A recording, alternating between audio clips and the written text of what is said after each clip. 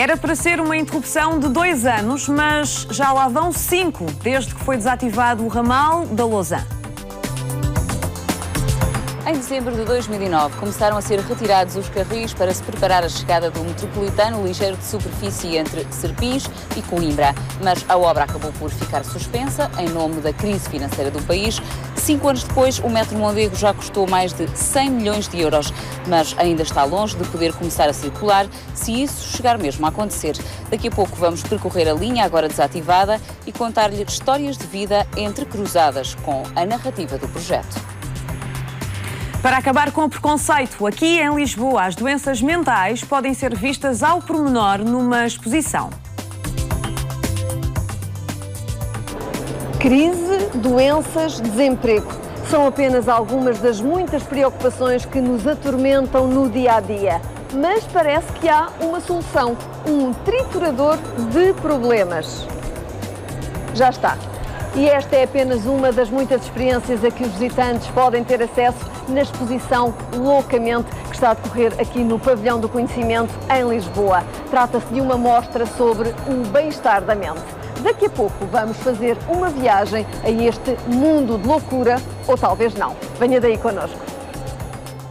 Seja bem-vindo ao Seu Portugal em direto. Boa tarde.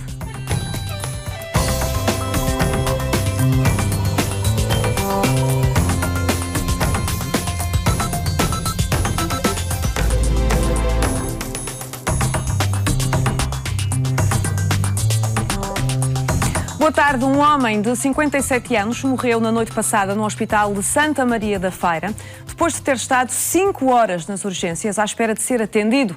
Recebeu uma pulseira amarela na triagem e só mais tarde é que foi aumentado o nível de gravidade, mas que não impediu a morte. Os sintomas já persistiam há pelo menos uma semana. Vômitos, diarreias. De resto, a vítima estava já medicada, segundo a família, tendo sido atendida numa unidade privada na véspera da morte. Com o estado de saúde a agravar-se, Roberto, de 57 anos, deu entrada no Hospital de São Sebastião por volta das 4h30 da tarde deste domingo. A triagem inicial atribui-lhe uma pulseira amarela e poucas respostas à família. E entrei lá dentro sem ninguém ver. Entrei, fui ter com ele à maca e cheguei lá e vi o meu irmão numas condições horríveis.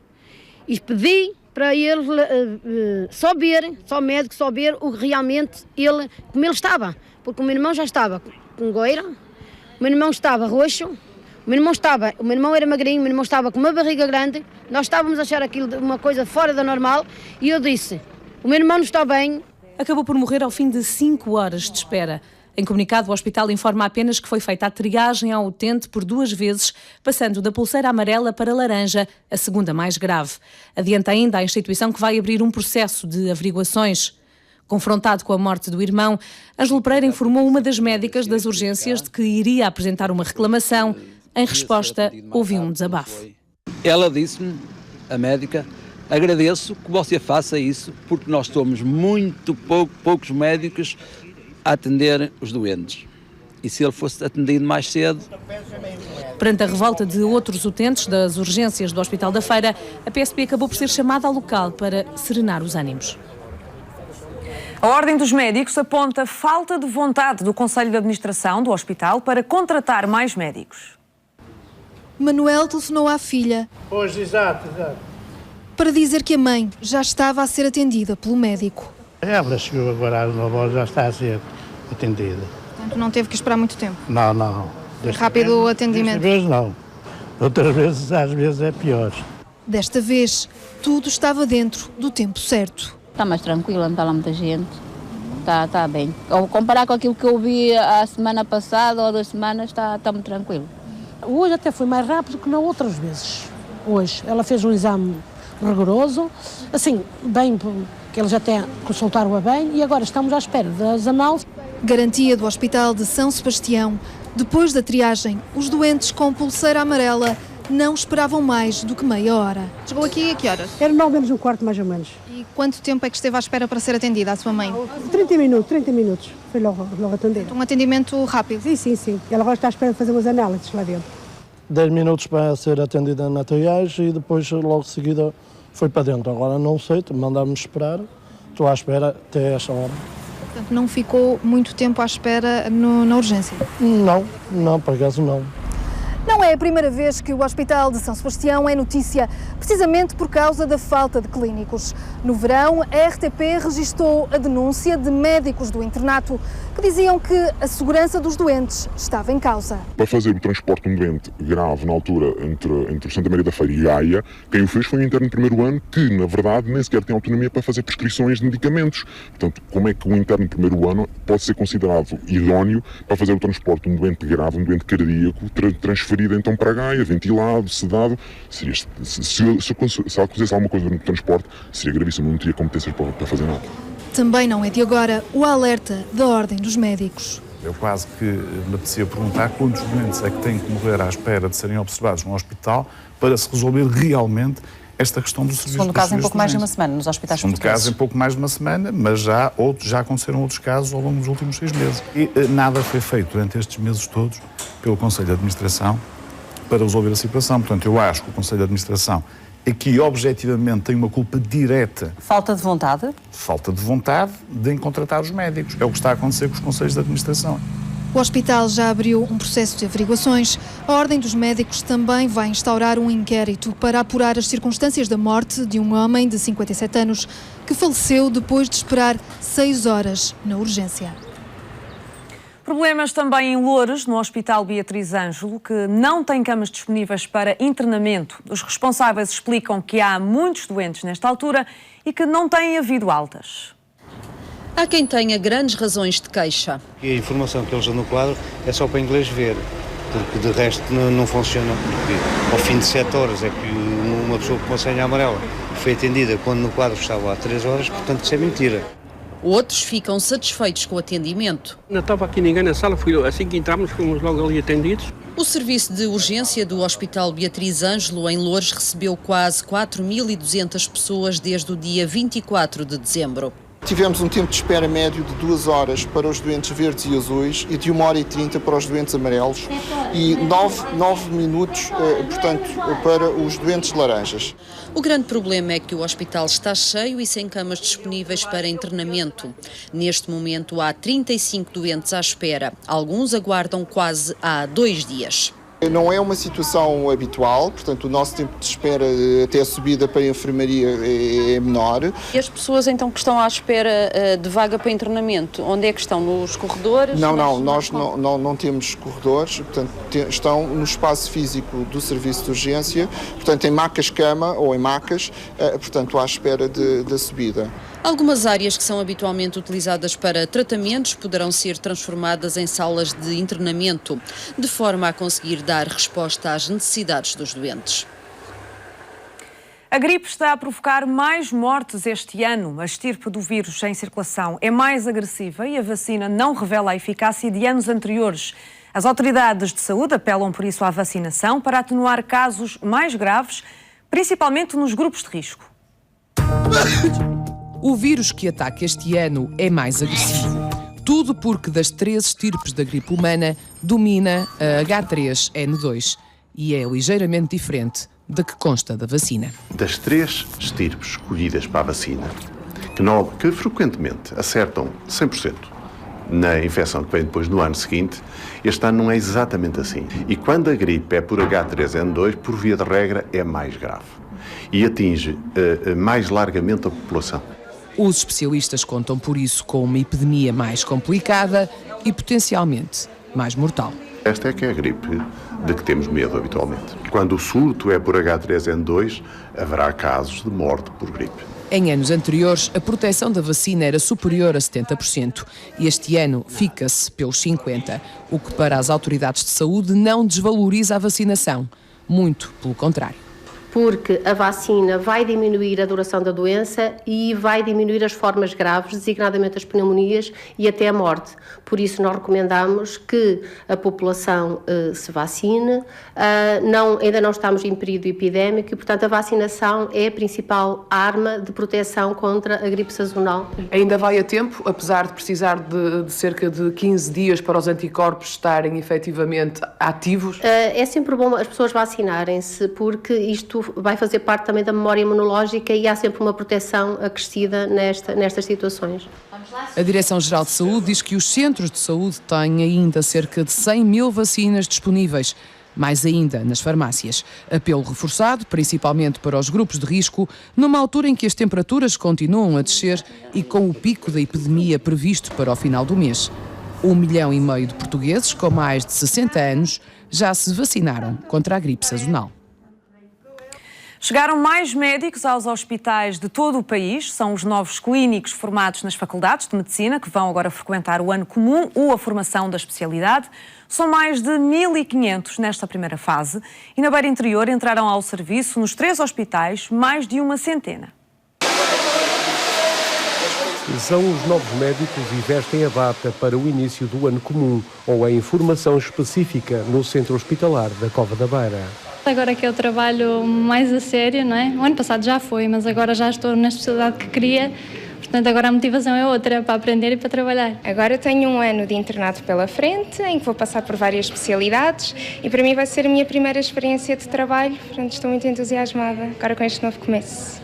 Aqui entraram 32 novos clínicos. Não foi preenchida apenas uma vaga nesta primeira fase, a patologia clínica. Mais médicos é só por si motivo de satisfação. Existe uma renovação do pessoal médico e, por outro lado, porque também damos vazão àquilo que é a nossa vontade em participar na formação dos futuros médicos em termos de especialidades.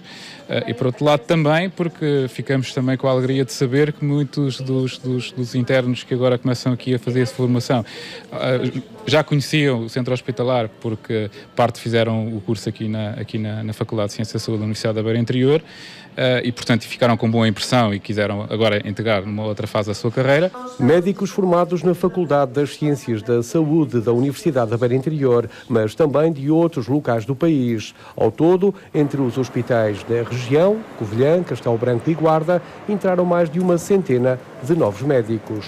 A Joana Brioso, ou melhor, a doutora Joana, passou 6 anos a estudar. Vai continuar a aprender, mas a experiência adquirida já ninguém lhe tira. Eu gostei muito, especialmente porque temos aqui o apoio de 3 bons hospitais, o da Covilhã, de Castelo Branco e da Guarda. Fomos distribuídos por eles, tive muito contacto clínico e isso ajudou muito. Eu agora não me sinto tão nervosa por ir já contactar com doentes, porque foram dezenas de entrevistas clínicas que fizemos, foram muitas horas passadas no hospital já.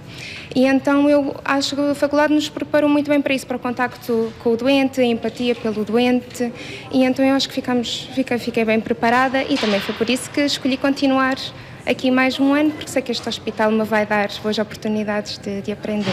Quanto ao futuro, tudo bem aberto. Para aqueles que vão fazer o ano comum, é a garantia de permanência de mais um ano. Depois, quanto à especialidade, é consoante as necessidades do país. Há 5 anos foram retirados os carris no centenário ramal da Lousã para se preparar a chegada do metro Mondego entre Serpins e Coimbra. Mas acontece que a obra acabou por ficar suspensa e tudo por causa da crise financeira do país. A Carolina Ferreira foi percorrer o traçado do sistema de mobilidade do Mondego e conta-nos agora histórias de vida, histórias de quem está à espera do metro.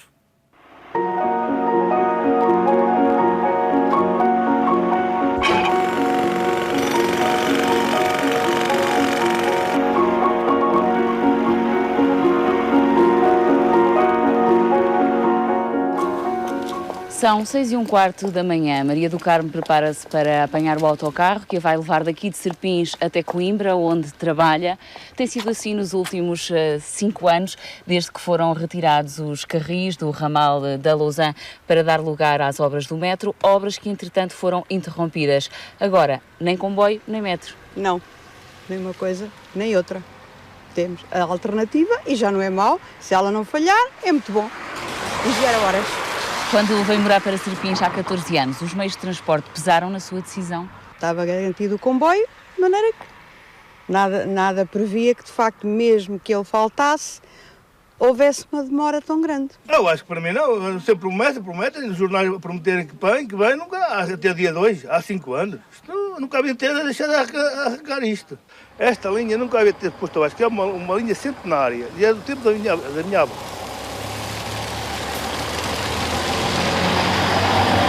Serpins era o fim da linha, ou o começo do centenário ramal da Lausanne, com um movimento anual calculado em 1 milhão de passageiros, desativado há 5 anos para se preparar a chegada do metropolitano ligeiro de superfície até Coimbra.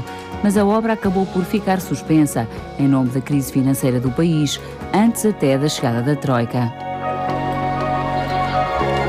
O movimento Lausanne pelo Ramal é o mais recente dos grupos cívicos que lutam pela linha da Lausanne. Pedro e Vítor distribuem panfletos a divulgar o protesto que assinala os 5 anos sem comboios. Sensibilizar a população e não queríamos deixar de assinalar essa data porque, de facto, é escandaloso o que está a acontecer.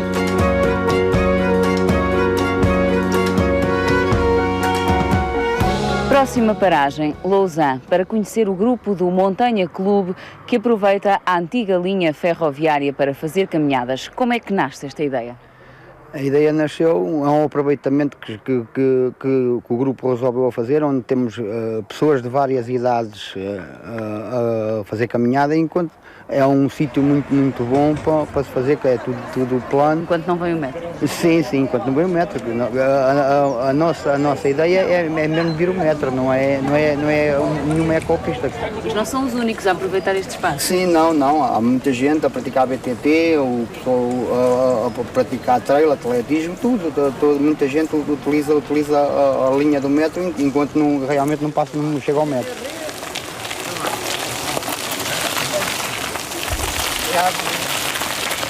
O impacto da travagem a fundo do projeto Metro Mondego estende-se ao ramo imobiliário. Com o agravar da crise e ainda mais essa consequência no caso do metro, sentiu-se imediatamente o efeito contrário. Não houve nenhuma aposta na compra de imóveis na Lausanne, mas sim um aumento exponencial da venda desses mesmos imóveis por pessoas que já usavam a Lausanne como dormitório e acabaram por optar por voltar para Coimbra, apesar de ser mais caro, porque não tinham meio de transporte e já não compensaria esse investimento. A zona envolvente da estação de Miranda do Corvo foi alvo de obras de reabilitação ainda antes de serem levantados os carris. As chamadas interfaces rodoferroviárias de Miranda, Lausanne e Ceira ficaram concluídas em dezembro de 2008. No dia da inauguração, houve protesto. É uma preocupação que as pessoas têm com o encerramento da linha. Não há encerramento na linha, o que há são obras, vão existir, são obras na linha que vão fazer com que o serviço seja muito melhor. Andamos a estragar dinheiro, vamos levantar uma linha que está boa, portanto ela precisa realmente ser modernizada e ser eletrificada. O tempo veio contradizer as promessas, sucederam-se os protestos, como o que levou centenas de manifestantes até Lisboa, à residência do Primeiro-Ministro. Entre eles, uma vez mais, estava Álvaro, o representante do Movimento de Defesa do Ramal da Lausanne, renova hoje a mensagem de então. A solução comboio para esta região é a solução ideal, porque é aquela que é sustentável, porque permite transportar passageiros hoje e amanhã também mercadorias, evitando assim o tal tráfego rodoviário com madeiras para as celulosas. De qualquer forma, aqui agora, nem comboio, nem metro. Que efeito é que isso tem na vida das pessoas? Um efeito muito negativo, está tudo mortiço. A região não é vila, é a região.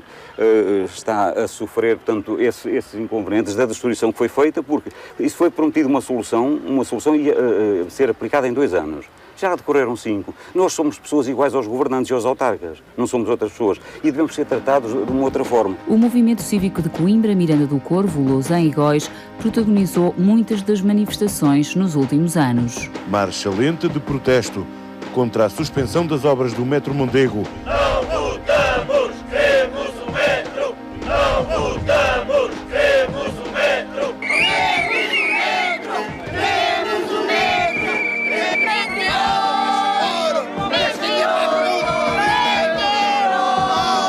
Neste momento é uma hora de esperança. Nós esperamos que, com a aprovação do novo quadro comunitário de apoio, com as verbas que vêm da Europa, que o governo português candidate e inclua a concretização do Metro Mondego, que é o mínimo que o governo pode fazer, uma vez que a classe política está toda comprometida neste processo.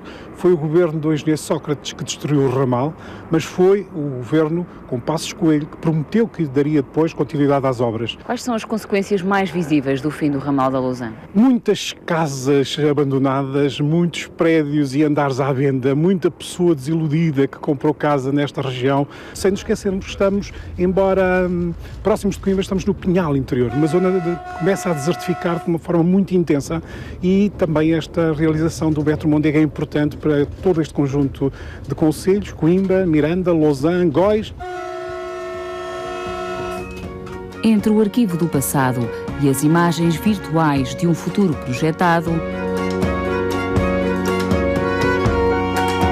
o que existe no presente é uma linha desativada. A recodificação do ramal da Lousã deveria estender-se por 2 anos, mas outros 3 passaram entretanto.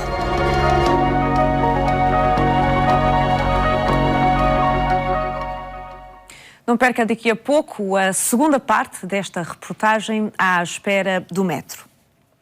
No Pavilhão do Conhecimento, aqui em Lisboa, o bem-estar da mente traduz-se numa exposição inovadora. Loucamente é uma mostra onde as diferentes doenças mentais são abordadas, por forma a acabar com o preconceito, como constatou a Filipa Costa. Medo de aranhas, medo de alturas, são algumas das fobias que muitas pessoas têm, mas essas fobias podem ser tratadas. Nós estamos na exposição Loucamente, que está a decorrer aqui no Pavilhão do Conhecimento, em Lisboa. É uma exposição sobre o bem-estar da mente e aborda todo o tipo de problemas de saúde mental que podem afetar qualquer um de nós. Neste momento estamos aqui a acompanhar a visita de estudo de uma escola, a Escola Jorge Peixinho do Montijo. São alunos do 9º ano que estão então a poder ter acesso às diversas experiências. Aqui neste lado é as experiências de quem tem medo de aranhas, e eu vou já aqui perguntar aqui a esta menina, como é que tu te chamas? Beatriz. Beatriz, então já sei que tu tens medo de aranhas, não é? Um bocadinho. E esta experiência, o que é que tu tens que fazer? Vais tentar apanhar alguma? É para pôr a mão ali na câmara e é mais ou menos para perder o medo, a fobia a aranhas. O que é que te causa mais repugnância? É mesmo medo que elas te possam picar? Sim, é fobia mesmo. Conheces algumas outras fobias que as pessoas geralmente têm? Vocês... Do escuro. Também tens medo do escuro, por exemplo? Não tanto como as aranhas. Portanto, ficas mesmo em pânico, tens ansiedade? Tenho mesmo pânico a aranhas. Achas que é importante também lutares contra essa fobia? Sim, claro, sempre. O que é que tu estás a achar aqui desta exposição? Pelo que vi, acho interessante. Estou a gostar muito. Tinhas a noção que há muitas doenças mentais? Não, tantas não. Já vais daqui mais esclarecida? Já. Muito obrigada, continuação então de boas experiências. Aqui deste lado eu vou pedir ao Mário Piteira que me acompanhe. Estes alunos vão tendo a experiência do que é as alturas. Muita gente tem vertigens, não gosta de alturas. Vou tentar aqui este aluno. Olá, como é que tu te chamas? Tiago. Tiago, então, como é que está a ser esta experiência? Está a ser muito boa. Que sensação é que tu tens? Podes-me explicar? É mesmo vida real. Portanto, sentes que estás mesmo no topo de um arranha-céus? Sim. Costumas ter medo de alturas ou não? Às vezes, assim, mais ou menos. E isto está-te a dar outra visão? Estás a perder esse medo das alturas com esse aparelho que tens nos olhos? Um bocadinho. Portanto, sentes-te um bocadinho perdido ou não? Mais ou menos, isto é meio estranho. Ora, aqui os alunos têm aqui a colaboração dos monitores que vão também dando-lhe alguma ajuda. Como é que se chama? Ana Sofia. Ana, e então, muitas pessoas com medo de alturas vêm aqui experimentar esta sessão? Algumas. Ele está um bocadinho caladinho, mas normalmente eles costumam ter uma reação mais extravagante. Mais de pânico, mais ansiedade? Estás bem? Estou. Sim, algumas até começam a ter suores frios, começam a ficar um bocadinho assustadas. E depois perdem esse medo ou não?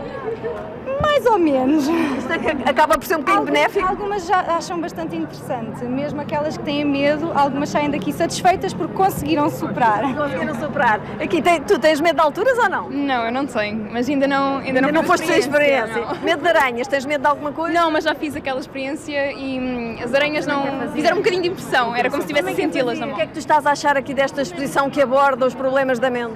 Eu estou a gostar muito, eu gosto muito deste tema, interessa-me, mas ainda não fiz muitas experiências, mas daquilo que já fiz, estou a gostar. Tinhas a noção que havia tantos problemas de saúde mental? Não tinha noção que havia tantos. Ora, estes alunos do 9º ano vêm então acompanhados pela professora de Ciências, é a professora Sandra Russo, que está aqui connosco. Professora, é importante que nas aulas também se aborde um bocadinho desta temática da saúde, ou o programa passa um pouco ao lado?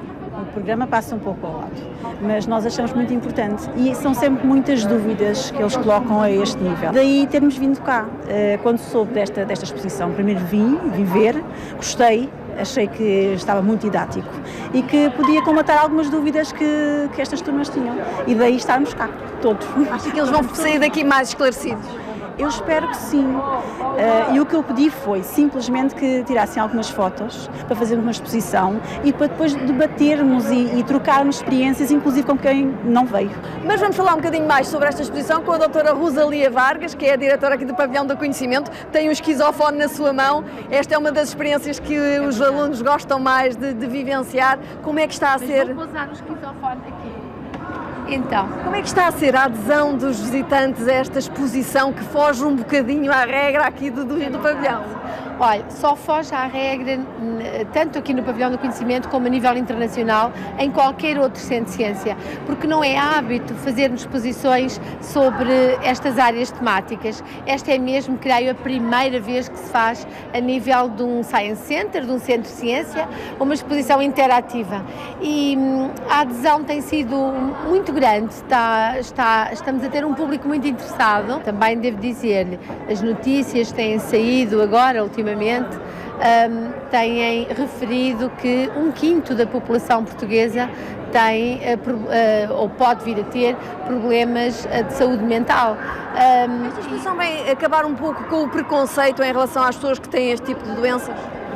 Eu acho que vai contribuir muito para que nós olhemos para essa realidade de uma maneira muito mais aberta e muito mais natural. E esta exposição resultou de um consórcio internacional.